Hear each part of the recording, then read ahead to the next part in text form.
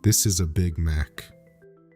If you wanted a bite of capitalism in the Soviet Union, you would need to spend half of your daily wage to get it. On a freezing January morning in 1990, tens of thousands of Muscovites poured into Pushkin Square, not for bread or fuel, but for this.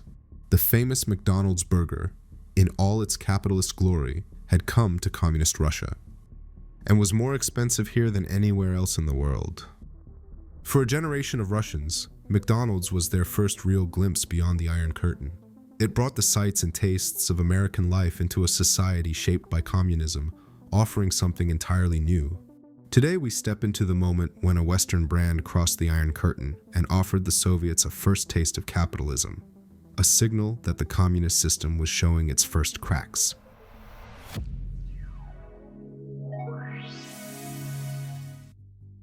In the late 1980s, the USSR faced economic hardship and strict cultural barriers. Decades of central planning created empty store shelves and long queues for basic foods. For most Soviet citizens, Western brands and fast food lived only in movies or in hard currency stores closed to ordinary people. To the Soviet state, American capitalism was the enemy, yet many people found it fascinating. By the late 80s, Gorbachev's reforms of perestroika and glasnost had begun opening cracks in the Iron Curtain. There was new openness to foreign ideas and foreign businesses, but few could have predicted that McDonald's would soon land in the heart of Moscow. To understand why a hamburger could cause such a stir, we have to remember the cultural climate. For over 70 years, the Soviet worldview cast American consumerism as decadent. A simple hamburger, fries, and a smiley cashier, hallmarks of McDonald's, were not just foreign, they were practically revolutionary in a land of stern-faced Soviet service. When news spread in 1989 that McDonald's was coming to Moscow, it meant more than a new restaurant. It felt like America arriving in the city, a clear sign that daily life was beginning to change. The arrival of McDonald's in Moscow was no overnight miracle. It was the result of 14 years of persistence and diplomacy. Our story begins back in 1976 at the Montreal Olympics. There, a Canadian McDonald's executive named George Cohon met Soviet officials and floated a daring idea: opening McDonald's in the USSR. The Soviets, preparing to host the 1980 Moscow Olympics, were intrigued. They liked the food and admired the quick service, which was so unlike the slow, surly restaurant culture back home. Perhaps they thought a Western fast food stand could help feed a large number of Olympic tourists. By the late 1970s, McDonald's had a tentative deal to set up portable restaurants for the 1980 Moscow Games. But Cold War politics got in the way. The US boycotted the Moscow Olympics in 1980 over the Soviet invasion of Afghanistan, and the plan was vetoed by Soviet authorities amid the tensions. The Golden Arches would have to wait. In November 1987, a preliminary deal with Moscow's city council made it official. The first McDonald's in the Soviet Union was coming. But making burgers behind the Iron Curtain wasn't easy. McDonald's had to do everything from scratch. They built a whole supply chain from the ground up, a $35 million processing plant outside Moscow surrounded by barbed wire fences, quickly nicknamed the Gulag by some locals. They trained hundreds of Soviet staff in the art of fast food service, many of them students who spoke English, even sending some to Hamburger University in Chicago. All this preparation was aimed at one historic day, January 31st, 1990. It's dawn on that January day. Despite sub-zero temperatures, people began lining up at 4 a.m. outside the new McDonald's in Pushkin Square. By 10 a.m., the line stretched nearly 500 yards around the square. Soviet police were on hand to control the crowd and prevent a stampede. TV crews scrambled to capture the sight. Thousands of Soviets waiting for American hamburgers. Cartoon mascots danced on snowy sidewalks, keeping families amused. In a city long shaped by scarcity, the mood felt like a carnival. Over 30,000 people showed up on day one, shattering McDonald's global opening day records. Some had traveled from other cities, by overnight train or bus, just to be here. A Big Mac meal costs about 3.5 rubles, roughly half a day's wages for the average worker.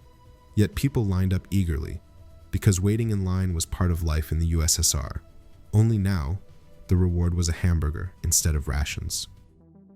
The restaurant was a marvel, the world's largest McDonald's, with 900 seats spread over multiple floors. A brass sign at the door read, "For Soviet rubles only," showing that this place welcomed everyone, not just elites with foreign currency. For many, it was emotional, a Western business that truly belonged to them. Soviet people were so accustomed to rude, boorish service that when they were faced with the polite manners and beaming faces, they were completely shocked. In fact, the customers felt so uneasy while being served by someone who was smiling that the McDonald's chiefs asked their employees to smile less. Burgers caused quite a stir in the Soviet Union, as people were generally used to eating a fairly restricted diet compared to the food on offer in the West. People even took McDonald's disposable food packaging home as souvenirs or even to reuse. In one of the long lines of hungry revelers outside the restaurant, a young, then unknown, Jason Statham was spotted. The future Hollywood star had traveled to Moscow to compete for Britain's national diving team, and didn't want to miss the extraordinary event.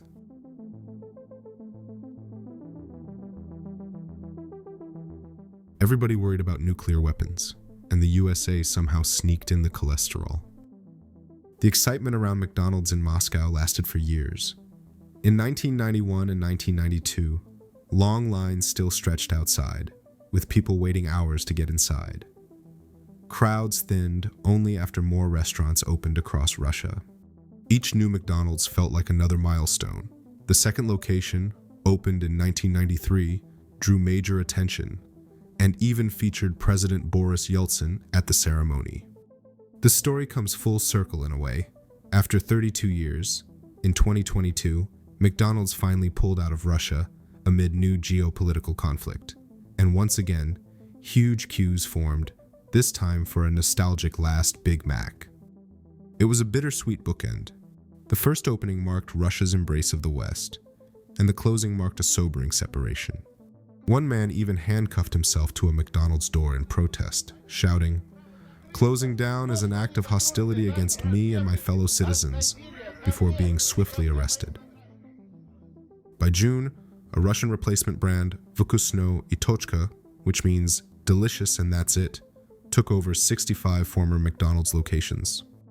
The menu looked eerily familiar. Big Macs became big hits. But the new era of Russian fast food quickly hit a snag. Just a month later, the company announced a shortage of French fries due to a poor potato harvest. But many people think it's more likely that people will continue to call it Mac. This is how most refer to McDonald's in Russia. The main thing the Russians believe, however, is to keep all the jobs in the country, while the naming is secondary. According to the contract, the Russian owner must not lay off any employees for 2 years. About 60,000 people in total. What began in 1990 as a symbol of post-Cold War optimism ended in 2022 as a stark marker of Russia's increasing isolation. The Golden Arches once stood for global integration. Their absence now signals a fractured world.